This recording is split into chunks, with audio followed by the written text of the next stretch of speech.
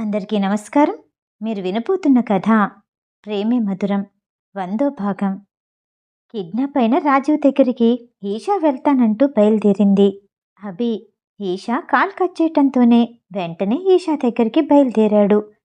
వేగంగా వెళ్తున్న ఈషాకి ఎదురుగా తన కార్ని తీసుకొచ్చి ఆపాడు. ఈషా సడన్ బ్రేక్ వేస్తూ ఆగిపోయింది. అభి వెంటనే కార్ దిగి ఈషా దగ్గరికి ఆవేశంగా వచ్చాడు. ఈషు, చెప్పే మాట వినవా? దీని గురించి నేను శేఖర్ చూసుకుంటాము. నిన్ను తీసుకెళ్లే పరిస్థితే వస్తే నేను కూడా వస్తాను. అభి కోపంగా అనటంతో ఈషా తలదించుకుంది. ఈ విషయం ఎవరికీ తెలియకూడదు. నేనొక్కదాన్నే వెళ్ళాలి. రాజీవ్ని కాపాడాలి. ఈషా అంటూనే బాధతో ఏడ్చేసింది. ప్లీజ్ ఈషు, ఏడవకు. నీ కడుపులో బిడ్డ కూడా బాధపడుతుంది. కార్ దిగిన ఈషాని ఓదారుస్తూ అభి దగ్గరికి తీసుకున్నాడు. రాజీవ్ తప్పించుకోవడానికి ప్రయత్నించినా వీలు పడలేదు. అర్జున్ మళ్ళీ తీసుకొచ్చి అదే కుర్చీలో కట్టేశాడు. కొన్ని నిమిషాల తర్వాత గోల్డెన్ మాస్క్ వేసుకున్న ఒక స్త్రీ వచ్చింది. ఆమె కారు దిగి వస్తుండగా బయట ఉన్న లీసా అర్జున్ ఆమెకి ఎదురుగా వెళ్ళి మోకాళ్ళ మీద కూర్చొని తల వంచుతూ ఆమెని ఆహ్వానించారు. ఏంటి, అతన్ని టార్చర్ పెడుతున్నారంట? తన వేలికున్న పుర్రె ఆకారంలో ఉన్న ఉంగరాన్ని చూస్తూ చాలా పొగరుగా అంది. మేడం, అది రాజీవ్ మన శత్రువు, అందుకోసమే. లీసా ఆమెకి వివరిస్తూ ఉండగా తన్ని ఒక్క చూపులోనే మాట్లాడకుండా అదుపులో ఉంచింది ఆ స్త్రీ. ఆ మాస్కులో ఉన్న ఆమె ఎక్కడి నుంచొచ్చిందో, దేనికి సంబంధించిన వ్యక్తో ఎవరికీ తెలీదు. కానీ ఆమె తెలివికి, ఆమె శక్తికి ప్రతి ఒక్కరూ భయపడతారు. మనోహర్కి కానీ ధృతికి కానీ ఇలాంటి వ్యక్తి ఒక ఆమె ఉందని ఎప్పుడూ తెలీదు. ఈషా తిరిగి వెళ్ళిపోయాక అభి మనోహర్ని బంధించి 4 నెలలవుతుంది. రియాన్కి, అతని తమ్ముడు లాజియర్కి మనోహర్ని బందీ నుండి విడిపించాలంటూ ఒక ప్రాజెక్ట్ అప్పచెప్పింది. రియాన్కి మనోహర్ మీద కోపంగానే ఉంది. కానీ గోల్డెన్ మాస్క్లో ఉన్నామే మనోహర్ ప్రాణాలతో కావాలని అడగటంతో రియాన్, లాజియర్ కలిసి మనోహర్ ఎక్కడున్నాడో కనిపెట్టి ఆమె చేతికి అప్పచెప్పారు. ఆమె రాజీవ్ ఉన్న గదిలోకి వస్తూ ఉండగా అర్జున్, లీసా ఓ పక్కగా నిల్చునున్నారు.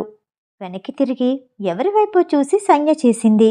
అతను కార్లో ఉన్న ఒక నల్లని కవర్ పట్టుకొని ఆ చీకట్లో నుంచి నెమ్మదిగా నడుస్తూ వచ్చి ఆమె పక్కన నిల్చున్నాడు. లీసా అతన్ని చూస్తూనే ఆశ్చర్యపోయింది. ఇతను మనోహర్ కదూ? ఇతని గురించి నేను విన్నాను. 2-3 సార్లు చూశాను. పక్కనే ఉన్న అర్జున్తో తలదించుకుని చిన్నగా అంది. ఆమె వెళ్ళిపోయే వరకు ఒక్క మాట మాట్లాడావంటే నేనే నిన్ను చంపేస్తాను. నోరు మూసుకుని నిలబడు. అర్జున్ కోపంగా అంటంతో లీసా వెంటనే తలదించుకుని నిశ్శబ్దంగా నిలబడింది. మనోహర్లా లేడు, జాక్లా ఉన్నాడు. అతను ఆమె దగ్గరకొస్తూనే మొహం మీదున్న మాస్క్ని నెమ్మదిగా కిందికి జార్చాడు. ఎలా ఉన్నాను? అచ్చు తనలానే ఉన్నానా? ఆమె కనుబొమ్మలెగరేస్తూ అడిగింది. అవును, ఎవ్వరూ పోల్చుకోలేరు. తనలో వస్తున్న భావాలన్నీ మనసులోనే పెట్టుకొని అన్నాడు జాక్. ఆమె ముందుగా రాజీవ్ ఉన్న గదిలోకి వెళ్ళింది. నీరసంగా, మత్తుగా ఎక్కువ దెబ్బలు తగిలుండటంతో తల వాలిపోయి స్పృహలో లేనట్టు కుర్చీలో ఉండిపోయాడు రాజీవ్. రాజీవ్, ఇక్కడికెలా వచ్చావు? ఎలా ఉన్నావు? రాజీవ్కి ఎదురుగా వెళ్ళి ఆమె మోకాళ్ళ మీద కూర్చుని అతని మొహంలోకి తొంగి చూస్తూ అంది. రాజీవ్ నెమ్మదిగా కళ్ళు తెరిచి చూశాడు. ఎదురుగా ఉన్న ఆమెను చూసి ఆశ్చర్యపోయాడు.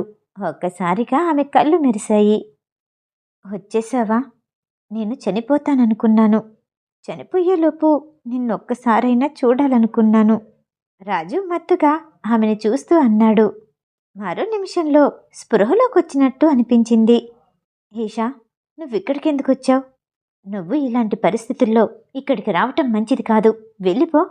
రాజీవ్ కంగారు పడుతూ ఆవేశంగా అని ఆమెని పూర్తిగా పరిశీలించాడు. ఈషు, నీ బేబీకేమైంది? ఇప్పుడు నీకు 7 నెలలు నిండుండాలి. సమానంగా ఉన్న ఆమె పొట్టని చూస్తూ అన్నాడు రాజీవ్.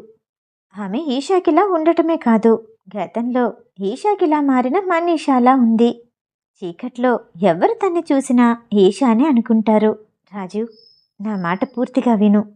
నిన్ను కిడ్నాప్ చేశారని తెలిసాక 3 రోజులు చాలా బాధపడ్డాను. ఎంతో ఏడ్చాను. ఆ బాధలోనే నా బిడ్డని పోగొట్టుకున్నాను.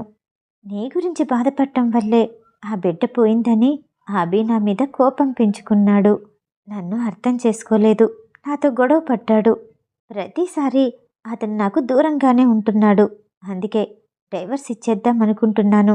నువ్వు నాకెంతో చేశావు. నాకు తోడుగా ఉన్నావు. మిగిలిన జీవితమంతా నీతోనే గడపాలనుకుంటున్నాను. నీకిష్టమేనా? ఆమె అలా మాట్లాడుతూ ఉంటే రాజుకి ఆశ్చర్యంగా అనిపించింది. అంతేకాదు, తనకి అనుమానంగా కూడా అనిపించింది. లీసా ఈషాతో అలా మాట్లాడేలా చేస్తుందేమోనని అనిపించింది. కానీ దగ్గరకొచ్చి ఆమె మొహాన్ని మృదువుగా పట్టుకున్నాడు. అది మాస్క్ పెట్టుకున్నట్టు అనిపించలేదు. మనిషి చర్మంలానే మెత్తగా ఉంది. ప్లాస్టిక్ సర్జరీ చేయించుకున్నట్టు కూడా ఎలాంటి ఆనవాళ్లు కనిపించలేదు. రాజు ఆలోచిస్తూ ఆమెనే చూస్తూ ఉండిపోయాడు. ఎందుకు అంతలా ఆలోచిస్తున్నావు? నాకు డైవర్స్ అయింది. 2 పిల్లలున్నారు. అందుకోసమే నీ మనసులో నా స్థానం తగ్గిపోయింది. నేనంటే ఇష్టం లేదు కదూ? ఆమె బాధపడుతూనే తలదించుకుంది. రాజుకి చాలా బాధగా అనిపించింది. ఈషా, నువ్వలా ఏడవద్దు. నీ మీద నా ప్రేమ ఎప్పటికీ చచ్చిపోదు. కానీ కానీ నీ కుటుంబానికి నువ్వు దూరమైపోవటం నాకిష్టం లేదు. అభితో నేను మాట్లాడతాను. అభి అలా చేస్తాడని నేను అనుకోవట్లేదు. ఉత్తర, రోహిణి వీళ్ళని మోసం చేయలేను. రాజు అంటూనే తన కన్నీళ్ళని తుడవటానికి చెయ్యి ఎత్తాడు. వెంటనే స్పృహ తప్పి పడిపోయాడు. వెనకాల నుండి ఎవరో తనకి మత్తునిచ్చే ఇంజెక్షన్ని ఇచ్చారు. మోకాళ్ళ మీద కూర్చున్న ఆమె లెగ్సి నిల్చుని విచిత్రంగా వికారంగా నవ్వుతూ తన మాస్క్ని పెట్టుకుని ఆ గదిలో నుండి బయటకొచ్చింది. ఏం జరిగింది? నమ్మాడా? బయటే ఉన్న జాక్ అడిగాడు. మనోహరే ఈ రూపానికి పడిపోయాడు. వాడెంత? మిస్, ఎన్నో సంవత్సరాలుగా ఈషాతోనే కలిసున్న మనిషిని కూడా మోసం చేశారు. జాక్ నవ్వుతూ అన్నాడు. అభితో పాటు ఇంటికి చేరుకున్న ఈషాకి మరోసారి లీసా నుండి కాల్ వచ్చింది. అభి కూడా ఆ మాటలు విన్నాడు. శేఖర్తో కలిసి అక్కడికి వెళ్దామనుకున్నాడు అభి. కానీ ఈషా ఒప్పుకోలేదు. రాజు విషయంలో ఎలాంటి ఛాన్స్ తీసుకోలేను. నేను జాగ్రత్తగా తిరిగొస్తాను, మాటిస్తున్నాను. ఎంతగానో బ్రతిమాలి తను వెళ్ళటానికి అభిను ఒప్పించింది. తనకు కావలసిన వస్తువులన్నీ ఒక బ్యాగ్లో వేసుకుని తన వీపుకి తగిలించుకుని బయలుదేరింది. యేషు, ఎక్కడ ఇబ్బందిగా అనిపించినా వెంటనే అక్కడ ఆగిపో. నీకు దగ్గరలోనే నేనుంటాను. నీ ఒంటి మీద 5 రకాల GPS ట్రాక్ ఉంది. ఎక్కడ ఏదీ తీయనని మాటివ్వు. ఈషాతో ప్రామిస్ చేయించుకున్నాడు అభి. లీసా చెప్పినట్టుగా ఈషా ఒక కొండ ప్రాంతానికి చేరుకుంది. అభి కొంచెం దూరంలోనే ఉండి ఈషాని గమనిస్తున్నాడు. తనకిప్పుడు 7వ నెల నిండింది. అలా ఉన్న తన భార్యని పంపించటం అభికి అస్సలు ఇష్టం లేదు. కానీ రాజీవ్కి ఏదైనా అయితే ఈషా తట్టుకోలేదు. బ్రతికున్నంతకాలం అతను కూడా బాధపడాల్సి ఉంటుంది. ఈషా అక్కడ నిల్చుని లీసా కాలు కోసం ఎదురు చూస్తూ ఉండగా ఒక హెలికాప్టర్ వచ్చింది. అది ఎక్కే ముందు అభి వైపు చూసి తల తిప్పుకుంది. ఖచ్చితంగా రాజీవ్తో క్షేమంగా తిరిగొస్తాను. ధృతికి విషయం తెలియగానే నా కోసం ఖచ్చితంగా వస్తుంది. తనొచ్చిందంటే మొత్తం చూసుకుంటుంది. నువ్వేం భయపడకు. ఇంట్లో బయలుదేరే ముందు అభికి ప్రామిస్ చేయటం గుర్తొచ్చింది. కొన్ని రోజులుగా ధృతి కూడా కనిపించటం లేదు. ధృతికేమైందో తెలీదు. నీకు చెప్తే బాధపడతావని చెప్పలేదు. అభి తన మనసులోనే అనుకున్నాడు. ఈషా ఎక్కిన హెలికాప్టర్ తన్ని చేర్చాల్సిన స్థానానికి చేర్చింది. తనకి ఎదురుగా చాలా పాతపడి పాడైపోయిన బంగ్లా కనిపించింది.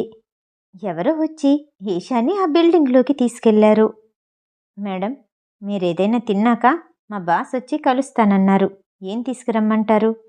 సర్వెంట్ చెప్పేసరికి ఈషాకి వద్దనే అవకాశం లేదేమో అనిపించింది. కొంచెం వేడి నీళ్ళు, బ్రెడ్డు, జామ్ చాలు. ఈషా అక్కడున్న టేబుల్ ముందున్న చైర్లో కూర్చుంటూ అంది. ఆ సర్వెంట్ తను చెప్పినవన్నీ తీసుకునొచ్చాడు. తనతో పాటు తెచ్చుకున్న ఫోర్కుని స్పూన్ని బ్యాగ్లో నుండి బయటికి తీసింది ఈషా. వాళ్ళు పెట్టే ఆహారంలో ఎలాంటి మత్తుమందైనా కలిపారేమోనని పరీక్షించటానికి ఆ స్పూన్ని ఫోర్కుని ఒక మెడికల్ సొల్యూషన్లో కలిపి తీసుకొచ్చింది. మంచినీళ్ళని ఆ స్పూన్తో కలుపుతూ పరీక్షించింది. బ్రెడ్ని జామిని ఆ ఫోర్కుతో పరీక్షించిన తర్వాతే తినటం మొదలుపెట్టింది. చూసావా, వాళ్ళ నాన్నలాగే ఎంత తెలివైందో! చూసే వాళ్ళకి ఎలాంటి అనుమానం రాదు. ఎంత జాగ్రత్తగా పరీక్షించి మరీ తింటుంది. ఎక్కడో కుర్చీలో కూర్చొని ఈషాని కంప్యూటర్ స్క్రీన్ మీద గమనిస్తూ అంది ఆమె. ఈషా 7 నెలల గర్భవతి. ఆమె కూడా చూడటానికి ఈషాలానే ఉంది. కానీ తన పొట్ట సమానంగా ఉంది. జీన్స్ ప్యాంట్ వేసుకుని వైట్ కలర్ టీషర్ట్ వేసుకుని అచ్చు ఈషాలానే తయారయ్యింది. ఆ రోజు రాత్రి అభి ఈషా గురించి ఆలోచిస్తూ తను ఎక్కడుందో కంప్యూటర్ స్క్రీన్ మీద గమనిస్తూ ఆఫీసులోనే ఉండిపోయాడు. నన్ను తలుచుకున్నట్టున్నారు, అందుకే వచ్చేశాను, లోపలికి రావచ్చా? రాత్రిపూట 11 గంటల సమయంలో అభి కూర్చున్న ఆఫీస్ రూమ్ డోర్ తీస్తూ ఒక గొంతు వినిపించింది. అభి తలపైకెత్తి చూశాడు. ధృతి లోపలికి నవ్వుతూ వచ్చింది. మిమ్మల్ని కలవమని రిక్కీ చెప్పాడు. ఏం జరిగింది? చాలా బిజీగా ఉండిపోయాను. ఒకదాని తర్వాత ఒకటి ప్రాజెక్ట్ వస్తూనే ఉంది. ఎవరికీ తెలియకుండా ఉండాల్సొచ్చింది. అందుకే ఎవరికీ ఫోన్ చేయలేదు. ధృతి అంటూ అభికి ఎదురుగా వచ్చి కూర్చుంది. అభికి సంతోషంగా అనిపించింది. అభి ఈసారి ఈ విషయం గురించి పోలీసులతో మాట్లాడకూడదు అనుకున్నాడు. శేఖర్ కూడా ధృతి మాత్రమే రాజీవ్ని ఈషాని రక్షించగలదు అంటూ సమాధానమిచ్చాడు. దాదాపు రిక్కీ కూడా అదే అన్నాడు. ధృతికి ఇంత తెలివుందా? ధృతి శక్తిని అంచనా వేసుకుంటూ అభి తనలో తనే అనుకున్నాడు.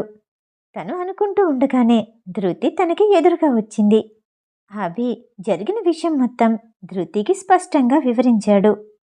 నాకో విషయం చెప్పండి బావా, ఇదంతా ఎవరు చేసుంటారు? రాజీవ్ లాంటి పవర్ఫుల్ మనిషినే ఎత్తుకెళ్లారంటే ఎవరి పని అయి ఉంటుంది? ధృతి తను పోటీ పడ్డ అన్ని టెర్రరిస్ట్ ఆర్గనైజేషన్లని గుర్తు చేసుకుంటూ అడిగింది. ఇది కూడా ఒక టెర్రరిస్ట్ గ్రూప్ అని అనుకుంటున్నాను. రియాన్ ఎంత శక్తివంతుడో అంతకు మించి శక్తి ఉంది ఈ సంస్థకి. దాని పేరు డెత్ గార్డ్ ఆర్గనైజేషన్. అభి చెప్పటంతో ధృతికి ఆశ్చర్యంగా అనిపించింది. Death gourd ఆర్గనైజేషనా? ఇదెప్పుడు నేను వినలేదే. అవును, వీళ్ళు ఎక్కువగా బయటికి రారు, కానీ రహస్యంగా చెయ్యాల్సింది మొత్తం చేస్తారు. నా షర్టుకు ఉన్న ఈ లైటర్ చూసావా? ఇది ఆ సంస్థకి సంబంధించిందే. దీని గురించి మనోహర్కి కూడా తెలిసుండొచ్చు. ఒకసారి ఈషాని తీసుకురావటానికి హాస్పిటల్కి వెళ్ళాను. అప్పుడు ఈషా బయటికి రాకుండా మనోహర్ అడ్డుకున్నాడు. అతను నన్ను చూసి భయపడ్డాడని ఈషా అనుకుంది. కానీ అతను భయపడింది ఈ లైటర్కి. అసలు ఆ లైటర్కి ఆ ఆర్గనైజేషన్కి సంబంధమేంటో ధృతికి అర్థం కాలేదు. టేబుల్ మీద ఉంచిన లైటర్ని ధృతి తన చేతిలోకి అందుకుంది. ఇది మీ దగ్గరికి ఎలా వచ్చింది?